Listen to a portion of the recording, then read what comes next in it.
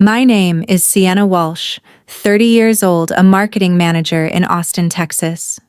After 3 years away, I was driving to Raleigh, North Carolina for Thanksgiving arms, loaded with gifts, heart racing with hope for a family reunion.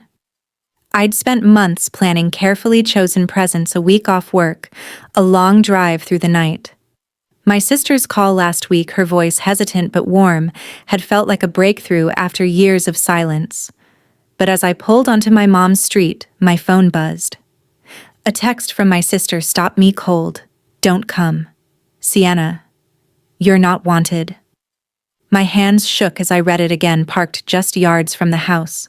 The words sliced through years of trying calls, ignored gifts, unacknowledged hope chipped away. I'd thought we were past this, that this Thanksgiving would mend what broke long ago. Her betrayal hit like a slap, reigniting every doubt, every wound. I gripped the steering wheel, torn between driving away and demanding answers. If family rejection cuts deep for you, hit like, subscribe, and drop your story in the comments. Stick around, here's how one text unraveled everything. Sitting in my car, my sister's text, "Don't come. Sienna, you're not wanted," burned into my eyes. I couldn't move, couldn't think past the sting of her words. How had we gotten here? Growing up in Raleigh, my sister and I were glued at the hip despite our 2-year age gap. We shared a cramped bedroom, whispering secrets under the covers, building blanket forts, and defending each other from playground bullies. Our parents, Mason, a small-town lawyer, and Mildred, a nurse, built what felt like a rock-solid family. Summer barbecues, board game nights, and beach trips to Wilmington filled our childhood with laughter that seemed endless. That all changed when I was 18. Dad's law firm took a hit during a local economic slump. Clients stopped coming, debts piled up. Mom pushed him to downsize, but he clung to his pride, taking out loans to keep the office afloat. 6 months later, Mom filed for divorce. The family split like a cracked mirror. Mom stayed in our childhood home with my sister, who was 20 and working part-time at a bookstore. Dad moved to a grim studio apartment across town. I was at UNC Chapel Hill watching it all unravel through strained phone calls and awkward visits. The real fracture came when Dad called me, voice breaking, saying he couldn't cover my tuition anymore. I was studying marketing, juggling scholarships and a campus job. I made a choice: work extra shifts, take out loans, and send Dad what little I could to help with rent. I ate instant noodles for weeks to scrape together a few $100s for him. My sister found out and exploded. "You're betraying Mom," she screamed over the phone. "She's killing herself to keep the house, and you're bailing out the guy who tanked our family with his stubborn choices." I tried to explain Dad was drowning. Mom had her nursing job and the house, but my sister saw it as picking sides. "You're choosing him over us," she said, her voice cold as steel. Mom's reaction was subtler, but cut deeper. "I thought you valued family loyalty," she said during one tense call. Those words stuck with me, a quiet accusation I couldn't shake. The first Thanksgiving after the divorce, I tried splitting the day, morning with Dad, dinner with Mom and my sister. It was a disaster. My sister barely looked at me, her silence louder than any argument. The next year, she told Mom she wouldn't come if I was there. Mom called, voice shaky, asking if I could visit the day after instead. I said yes, but something broke inside me. I started pulling back. My calls went unanswered. Birthday gifts I sent, books for Mom, a necklace for my sister, got no response. I flew home for my sister's college graduation, hoping for a connection, but sat alone in the auditorium watching my family from a distance. They didn't invite me to the dinner afterward. When my sister got married 3 years ago, I got a curt text from her husband: "Weddings next month. Small event, no need to come." I sent a pricey coffee maker from their registry anyway. The thank you note came from him, not her. Meanwhile, my life in Austin took shape. I landed a marketing manager role at a startup, rented a cozy apartment near Zilker Park, adopted a scruffy mutt named Tucker, and built a small circle of friends. It was a good life, but there was always a hollow space where my family should have been. Dad was my anchor. He found work at a legal aid clinic, piecing his life back together. We talked weekly and I visited him when I could, but those trips never included Mom or my sister. Last spring, a wake-up call hit hard. My mentor Karen collapsed at work, heart attack, gone in days. At her memorial, her brother spoke, voice cracking, about their decade-long feud over something trivial neither could recall. It shook me. I didn't want to lose my family to resentment we'd barely remember. I started reaching out texts to Mom about her garden, comments on my sister's social media posts about her new job. Mom responded cautiously, sharing snippets of her life. My sister was colder, but she didn't block me. When Mom mentioned Thanksgiving dinner, her voice soft but hopeful, I felt a spark. Maybe this was our chance. I spent weeks preparing. I tracked down a vintage teapot for Mom, a nod to her love for antique shops. For my sister, I found a leather-bound journal remembering how she'd scribble poetry as a teen. I booked a hotel in Raleigh, drove through the night, and rehearsed how I'd keep things light, avoid old wounds. Her call last week had me convinced we were turning a corner. Then that text hit, and it all fell apart. I stared at my phone, her words looping in my head. Was this really where we stood after all these years? My hands tightened on the wheel, anger rising. I wasn't leaving without answers. My sister's text, "Don't come. Sienna, you're not wanted," kept looping in my head as I sat frozen in my car just steps from Mom's house in Raleigh. Anger and hurt churned inside me, but I wasn't ready to drive away. I'd come too far carrying gifts and fragile hope to let her words push me out again. I grabbed my phone, fingers shaking, and called Mom. Her voice was warm but distracted. "Sienna, you're here. I thought you were delayed. Your sister said your car broke down." My stomach dropped. "No, Mom. I'm outside." I got a text from her saying, "I'm not wanted." Silence stretched. Then Mom's voice tightened. "Come to the door, honey. We'll sort this out." I gathered the gifts: a vintage teapot for Mom, a journal for my sister, thoughtful presents for my cousins and uncle, and stepped out, my boots crunching on the gravel drive. The house glowed with light, laughter spilling from the windows, the smell of roasted turkey and pie in the air. My heart pounded as I climbed the porch steps, rehearsing how I'd stay calm, keep things light. I rang the bell, bracing for a fight. The door opened, and there she was, my sister Juniper, her dark hair pulled back, eyes narrowing as she saw me.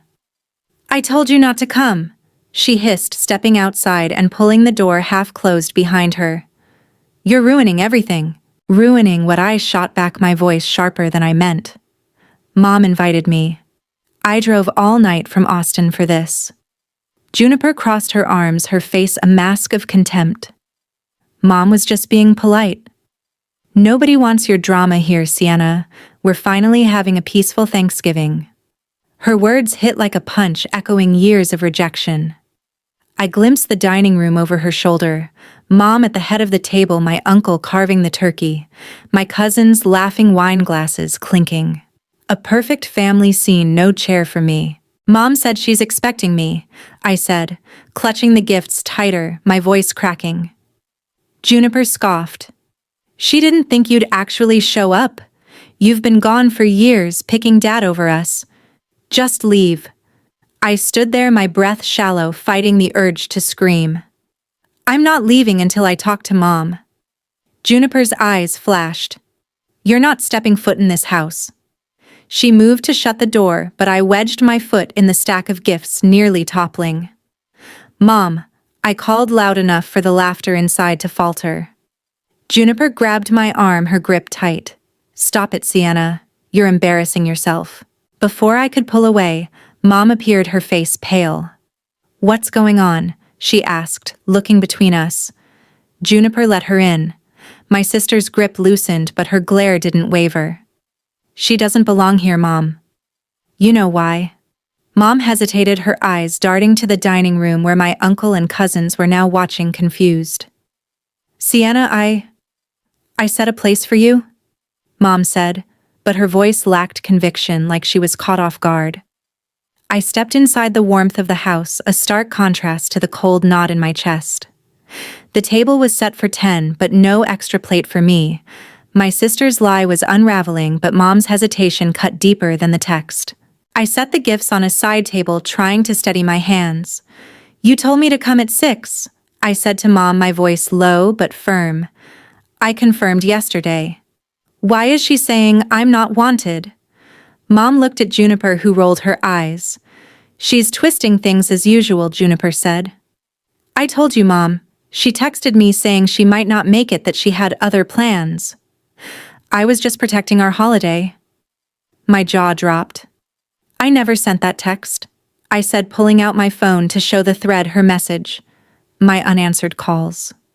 Mom's face crumpled, but she didn't speak. Her silence felt like a betrayal of its own. My Uncle Daniel stood up, frowning. "What's this about Mildred?" he asked Mom. My cousins Lauren and Brian exchanged uneasy glances. Juniper's husband Ralph hovered near the doorway, looking uncomfortable. "Let's not do this now," Mom said, her voice pleading. "It's Thanksgiving." But I couldn't let it go. "No, Mom, we're doing this now," I said, my voice rising. "I drove 12 hours thinking we could finally be a family again. And she," I pointed at Juniper, "lied to keep me out." "Why?" Juniper's face flushed. "You don't get to waltz back in after abandoning us for Dad," she spat. "You sent him money, visited him while Mom and I were scraping by. You chose him." Her accusation stung, but it wasn't new. What hurt more was Mom's averted gaze, like she agreed. "I didn't choose anyone," I said, my throat tight. "Dad was falling apart. I was helping him survive, not picking sides." Juniper laughed, bitter and sharp. "Sure, Sienna, that's why you never showed up for us." I turned to Mom, desperate for her to back me up. "You knew I was coming. You invited me. Why aren't you saying anything?" Mom wrung her hands, her eyes on the floor. "I thought maybe you'd changed your mind," she mumbled. "Juniper said you were unsure." The room spun. My sister had lied, and Mom had bought it without question. I felt like an outsider in my own family, standing in a house that no longer felt like home. "I'm done," I said, my voice shaking with finality. I grabbed the gifts, ready to leave, but my uncle stepped forward. "Sienna, wait. Let's talk this out."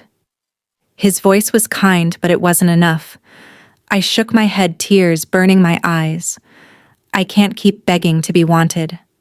I stumbled out to my car, the laughter from the house fading behind me. I collapsed into the driver's seat, the gifts spilling onto the floor.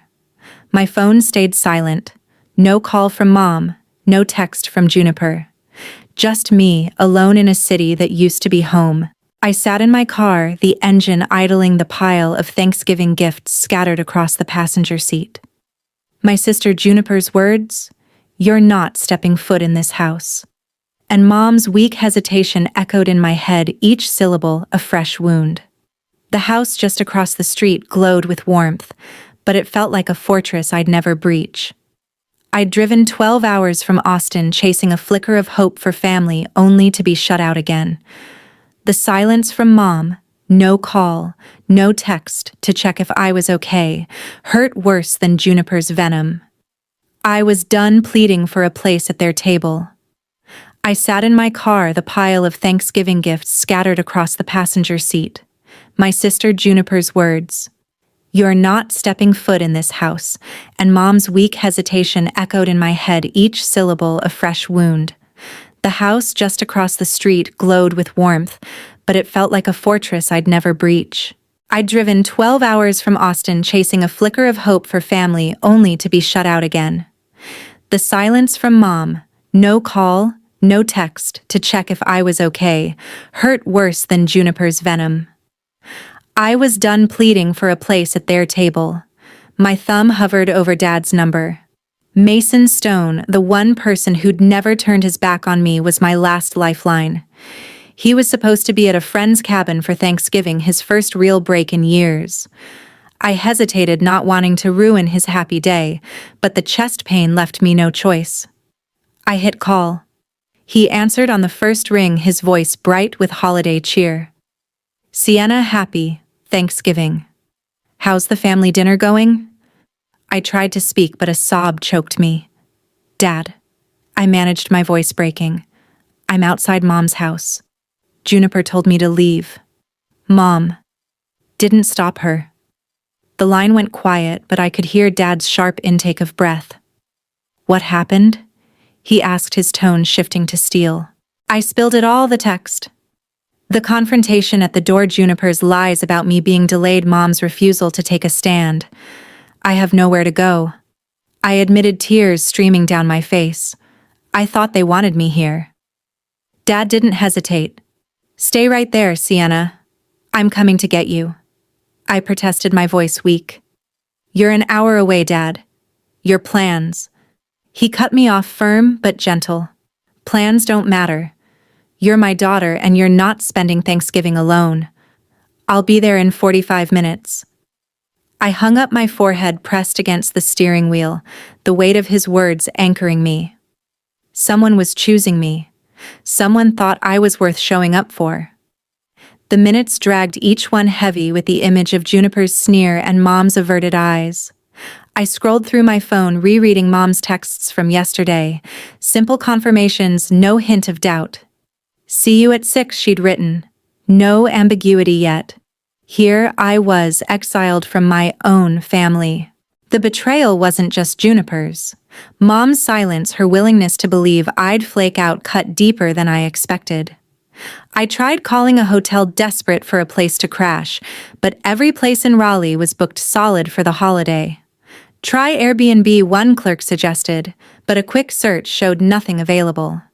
I was stuck, the car's heater barely keeping the chill at bay. My dog Tucker's leash tucked in the glove compartment caught my eye.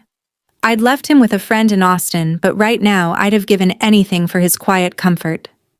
The thought of driving back to Austin 12 hours alone on Thanksgiving felt like admitting defeat. I wasn't ready to give up, not yet.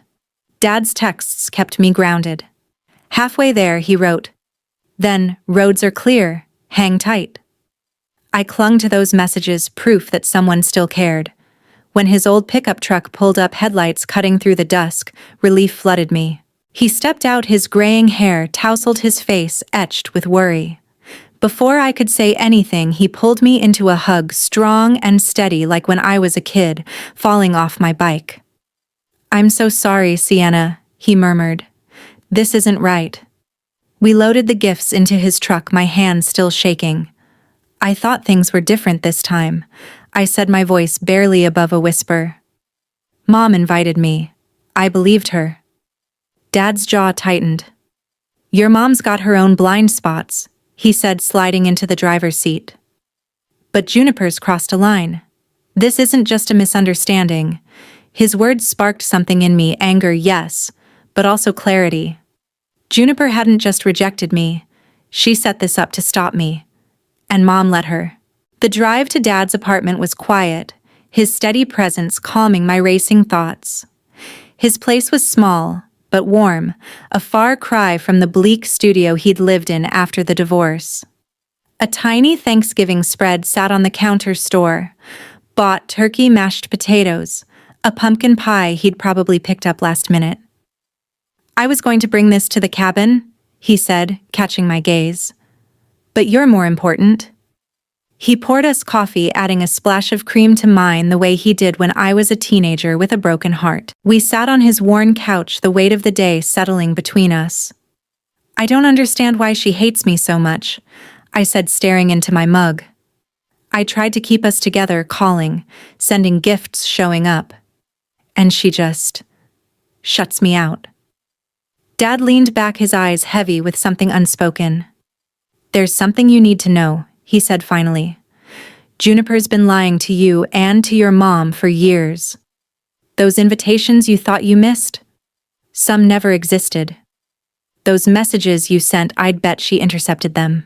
My heart stopped. "Dad, what are you talking about?"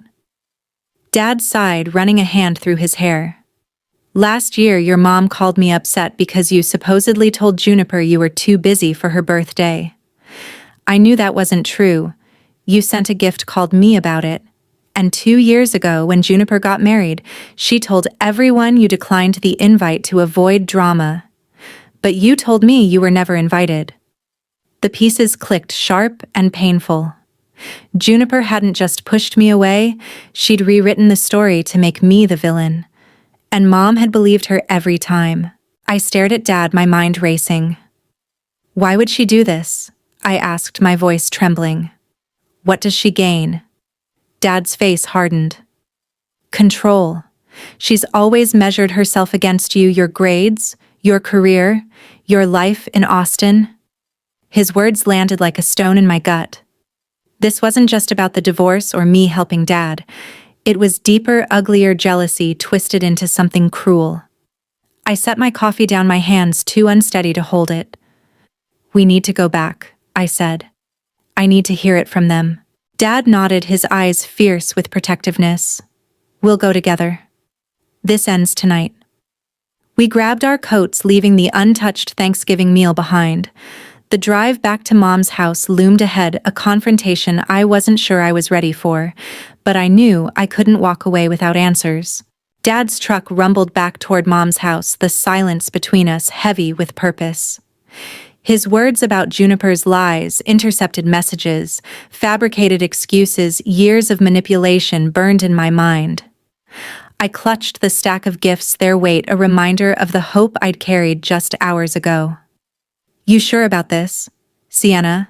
Dad asked, his voice steady but concerned, his hands tight on the wheel. I nodded, my jaw set. I need the truth, Dad. No more half answers. He gave a grim nod, his eyes fixed on the road. The drive felt endless, each mile amplifying the anger and hurt churning inside me. Juniper hadn't just pushed me away, she'd rewritten my place in the family. And Mom, Mildred, had let it happen. We pulled up to the house, the glow of Thanksgiving still spilling from the windows. Laughter and clinking glasses mocked the knot in my chest. Dad parked, turning to me. Whatever happens, you're not alone, he said, his hand squeezing mine. I took a breath, grabbed the gifts, and stepped out, my boots hitting the gravel with resolve. Dad led the way, his presence a shield as we climbed the porch steps. He banged on the door loud enough to make the chatter inside falter. Mildred, he called, his voice sharp. Open the door. Sienna's here and we're not leaving. The door swung open and Mom stood there, her face pale, eyes wide with shock. Mason, Sienna. What's going on? She stammered, stepping aside. Juniper was right behind her, arms crossed, her expression a mix of defiance and unease. My uncle Daniel, cousins Lauren and Brian, and Juniper's husband Ralph crowded into the foyer, their faces a mix of confusion and curiosity. The dining room table, still laden with half-eaten turkey and pie, sat untouched, a frozen snapshot of the holiday I wasn't part of. Dad didn't waste time. Your daughter was turned away tonight, he said, his voice cutting through the room. Juniper lied, told Sienna she wasn't welcome. And you, Mildred, stood by while it happened. Gasps rippled through the room. Mom's hand flew to her mouth, but her eyes darted to Juniper. Not me. That's not true, Mom said, her voice shaky. I thought Sienna was delayed. Juniper said. I cut her off, my voice rising. Juniper texted me to stay away. She said nobody wanted me here. And you didn't even check Mom. You just believed her. Juniper's face flushed, but she held her ground. You're blowing this out of proportion, Sienna, she said, her tone sharp. You've been gone for years, always choosing Dad, acting like you're above us. Why would we want you crashing our holiday? Her words stung, but Dad stepped forward, his voice low and dangerous. Enough, Juniper. Tell them the truth. Tell them how you've been lying for years, deleting Sienna's messages, faking her responses, keeping her out of this family. The room went still. Lauren's wine glass froze halfway to her lips. Brian leaned forward, brows furrowed. Ralph shifted his eyes on Juniper, searching. Is this true? Daniel asked, his voice heavy with disbelief. Juniper's defiance wavered, her arms dropping. You're all making me the villain, she said, her voice cracking. Sienna's the one who abandoned us, sending money to Dad while Mom and I were drowning. She doesn't get to play the victim now. I set the gifts down, my hands trembling with rage. I never abandoned anyone, I said, staring her down. I sent money to Dad because he was sleeping in his car some nights. I called you Mom every holiday, every birthday. I sent gifts you never acknowledged. And you. I turned to Juniper, you made sure I was cut out. You told everyone I skipped your wedding, but you texted me not to come. I pulled out my phone, scrolling to the message from 3 years ago. Wedding small. No need to come, Sienna. I held it up, my voice shaking. This is what you did. Ralph stepped forward, his face tight. Juniper, you told me Sienna declined because she didn't want to see your mom. He said, his voice low but firm. You never showed me that text. Juniper's eyes widened, caught off guard. Stay out of this, Ralph, she snapped, but he shook his head. No, I've watched you dodge her calls, delete her texts. I thought it was just tension, but this is something else. Mom sank onto a chair, her face crumpling. Juniper, why? She whispered. Why would you do this to your sister? Juniper's composure broke, tears spilling down her cheeks. Because she had it all? She shouted, pointing at me. Perfect grades, UNC scholarship, fancy job in Austin. She left us behind playing the hero for Dad while I was stuck here working retail, watching Mom cry over bills. I was the one who stayed, but all anyone talked about was Sienna's big life. Her words hit like a slap, but they weren't new. I'd heard this resentment before, but never so raw. I didn't leave you behind, I said, my voice softer now, though it trembled. I looked up to you, Juniper. You were the one who taught me how to stand up for myself, who made me laugh when things got hard. I never wanted to compete with you. She shook her head, tears streaming. You didn't have to. You were always better. Mom's voice broke the silence, small and fragile. Sienna. I didn't know, she said, reaching for my hand. I pulled back, the hurt too fresh. You did know, Mom, I said, my voice cold. You knew I was coming tonight. You knew I've been trying for years. But you let Juniper's lies stand because it was easier than facing the truth. Mom's eyes widened, her mouth opening, but no words came. Daniel stepped in, his voice gentle but firm. Mildred, is that true? Did you know Sienna was reaching out? Mom's hands twisted in her lap, her silence deafening. Finally, she spoke, her voice barely audible. I suspected something wasn't right. Juniper said Sienna was too busy, that she didn't want to be here. I didn't push because I was afraid of what I'd find. The admission gutted me.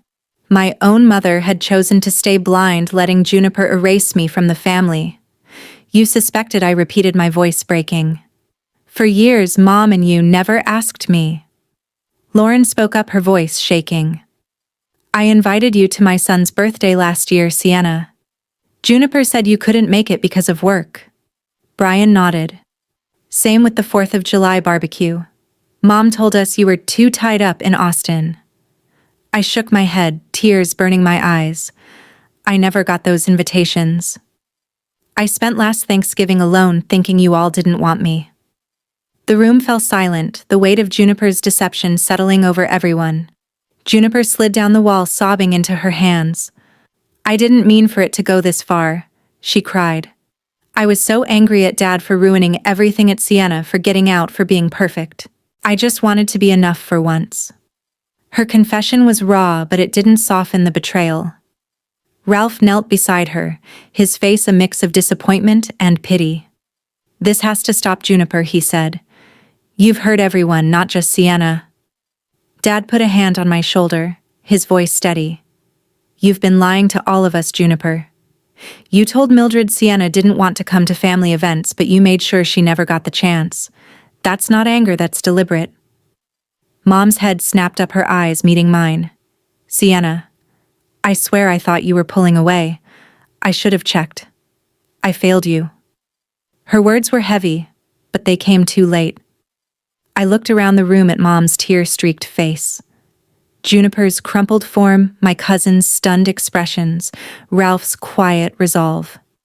This was the family I'd fought to keep, the one I'd driven 12 hours to reclaim. But the truth was clear. Now Juniper had built a wall between us, and Mom had let it stand. "You both failed me," I said, my voice steady despite the ache. "I kept trying, kept hoping, but you chose to believe I didn't care. I'm done fighting for a place that doesn't exist." I picked up the gifts their wrapping crumpled from the day's chaos. "These were for you," I said, setting them on the table. "But I'm not begging to be wanted anymore." Mom reached for me, her voice desperate. "Sienna, please, we can fix this." I shook my head, stepping back. "You had years to fix it, Mom. You didn't." Dad's hand tightened on my shoulder, a silent promise. I turned to him, my voice low. "Let's go." We walked out the door, closing on the family I'd once known, their voices fading into the night. Dad and I drove away from Mom's house, the silence in his truck heavier than the night itself. Juniper's confession, years of lies, deleted messages, stolen invitations, sat like a stone in my chest. Worse was Mom's admission she'd suspected the truth, but never questioned it, letting me drift further from the family I'd fought to keep. The gifts I'd brought, the teapot for Mom, the journal for Juniper, lay abandoned on their dining room table, symbols of a hope I no longer carried. I stared out the window, the familiar streets of Raleigh blurring past each one, a reminder of a childhood that felt like someone else's life now. Back at Dad's apartment, we sat on his worn couch, the untouched Thanksgiving meal still on the counter. He poured me another coffee, his hand steady despite the anger in his eyes. "You didn't deserve this, Sienna," he said, his voice low but firm. "None of it." I nodded, my throat too tight to speak. The truth was out: Juniper's jealousy, her calculated effort to erase me, Mom's complicity. But it didn't feel like victory. It felt like loss, sharp and final. "I kept trying," I said finally, my voice barely above a whisper. "All those years, calls, gifts, showing up. I thought if I just held on, we'd find our way back. But they didn't want me, Dad. Not really." He reached for my hand, his grip warm and grounding. "You've got me," he said. "And you've got your life in Austin. Your friends, Tucker. You're enough, Sienna, even if they can't see it." His words cracked something open inside me, not healing the hurt, but giving me permission to let go. I thought about the family I'd left behind, Juniper consumed by resentment, twisting my successes into her failures. Mom too, afraid to face the fracture, choosing silence over truth. My cousins Lauren and Brian caught in the crossfire, unaware of the lies that kept me away. Ralph, who'd seen through Juniper but stayed quiet too long. And my Uncle Daniel, whose kindness came too late to matter. They weren't my family anymore, not in the way that counted. Family isn't just blood. It's who shows up, who chooses you. Dad did. They didn't. The next morning, I packed my car, leaving Raleigh for good. My phone stayed silent. No texts from Mom. No apologies from Juniper. I didn't expect them, not anymore. I drove back to Austin, 12 hours of road stretching before me, but this time it didn't feel like defeat. It felt like freedom. Back home, I walked into my apartment, Tucker bounding to greet me, his tail thumping against the floor. My friends invited me to a belated Thanksgiving, their laughter filling the hollow space I'd carried for years. I looked around my life. The marketing job I'd earned, the home I'd built, the people who saw me, and realized it was enough. Months later, I stood in my living room staring at a photo from a long ago Raleigh summer, Juniper and me, arms linked, grinning at a county fair. I didn't feel anger anymore, just clarity. I'd spent years chasing a family that didn't exist, one that Juniper and Mom had dismantled with lies and silence. Cutting them out wasn't easy, it hurt like hell, but it was necessary. I learned that family isn't owed. It's earned through trust, not obligation. Sometimes the healthiest choice is to walk away, to protect your peace, to choose yourself. If there's one thing I want you to take from this, it's this. Don't let anyone, family or not, make you feel small to prop themselves up. Juniper's jealousy and Mom's inaction taught me that love doesn't mean enduring pain. It means setting boundaries, even when it's hard, even when it's family. If someone manipulates or dismisses you, you have every right to step back to build a life with people who lift you up. I did, and I'm stronger for it. If you've faced betrayal like this, know you're not alone. It's okay to choose yourself. It's not selfish, it's survival. Thank you for listening to my story. If it hit home, share your own in the comments below. Your experiences matter and they might help someone else find their strength. Hit like, subscribe, and share this video if it spoke to you. Let's keep these real conversations going.